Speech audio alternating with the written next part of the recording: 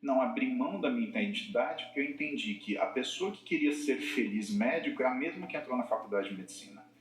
A pessoa que queria ser feliz ortopedista é a mesma que se formou médico. A pessoa que queria ser feliz médico do esporte foi a mesma que terminou ortopedia e traumatologia e que seguia adiante. Então, eu simplesmente não abri mão da minha identidade, que é o que eu acho que as pessoas, às vezes, elas confundem. E por que isso?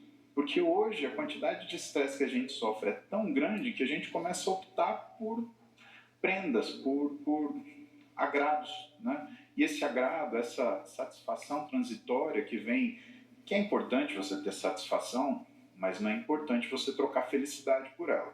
Felicidade é ter saúde. Tomar um sorvete com a minha filha é satisfação. Eu não vou transformar a felicidade na minha vida em ficar comendo doce o dia inteiro, ou então ensinar minha filha que é só isso que é bom, sendo que a gente tem outras coisas para fazer e sendo que muitas vezes a satisfação que você está comendo é a felicidade que você não está tendo. Bom,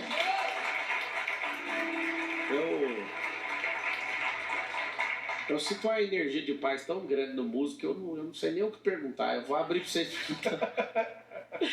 Tipo assim, eu não tô estressado, cara. Tá tudo bem. Eu só fico lembrando do Igor.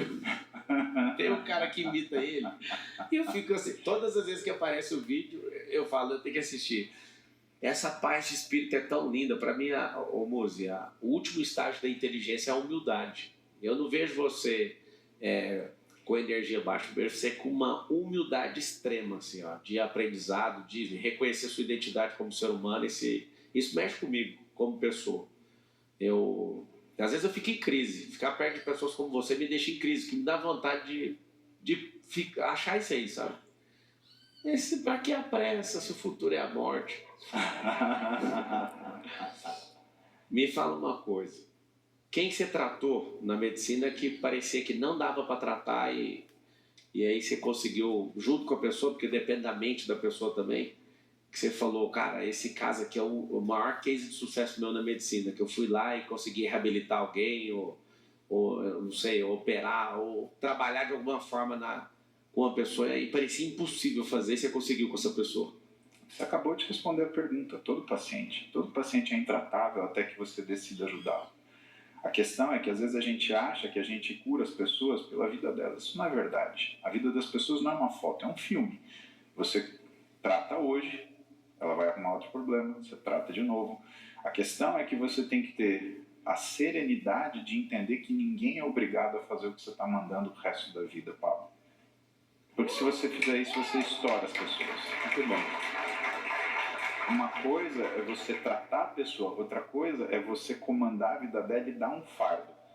Não me decepcione, não deixe de fazer o que eu mandei. Peraí, você é médico ou você é um cara egocêntrico que acha que as pessoas têm que te obedecer? O médico ele não é alguém para ser obedecido.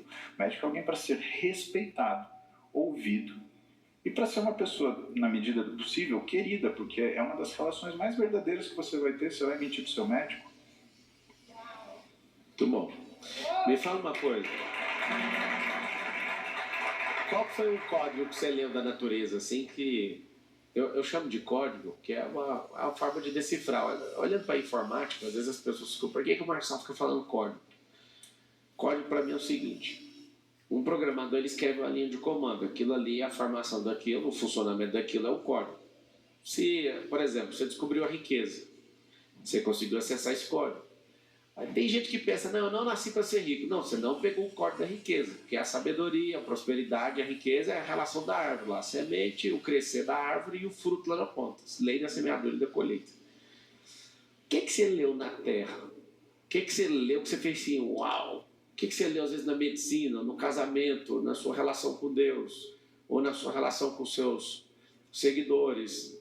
Alguma coisa que você viu, não precisa falar assim, inventei, mas que você leu, é um código que você fala, esse aqui mexe comigo. A pergunta é, qual o código do Muse? O que o Muse olhou para a natureza e interpretou? Vou te dar um exemplo.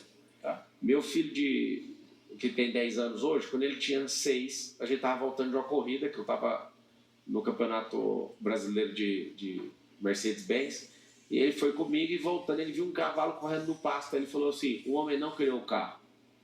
Eu olhei e falei, e? Aí ele falou, o homem copiou o cavalo. E aí, sabe o que é interessante? Que o homem realmente fez isso. A relação da potência do motor chama cavalo-vapor. O Carl Benz que fez, não criou um carro, ele criou uma charrete para excluir o cavalo. E aí depois virou essa motorização e esse negócio que a gente chama de carro. Só que ele não ouviu ninguém explicando isso. Ele bateu o olho na natureza e falou assim, ninguém criou isso. Foi a cópia daquilo. Ou seja, essa relação, eu acho isso impressionante. E um cara como você, tão em paz assim, que código que você leu da natureza que você, nessa hora que você leu, você falou, caramba, mano, que coisa massa, que coisa impressionante. O que você conseguiu interpretar da natureza? Sobre o tempo, Paulo. Tempo? Tudo tem Fala seu disso. tempo. O tempo, primeira coisa, o tempo é difícil de ser determinado na nossa alma, porque a gente tem o tempo da nossa ansiedade, o tempo da nossa agonia, a gente tem o tempo da nossa tristeza, a gente tem o tempo do nosso fracasso, a gente tem o tempo que a gente gostaria, nossa expectativa, que queria que as coisas acontecessem. A vida não é assim. Para você montar um casamento, são décadas. Seu casamento começa no primeiro dia de namoro, com o respeito que você tem com a pessoa que você escolhe. A sua carreira são outras décadas. E eu vejo um monte de gente querendo ser famoso antes de ter sucesso, sendo que a maioria das pessoas de sucesso não estão nem aí para ser famoso.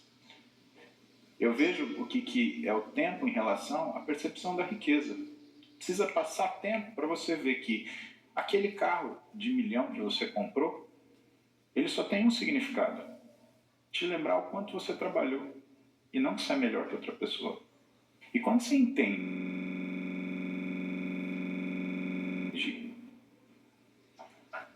que as coisas elas têm valor e não preço, você entende que a coisa mais importante para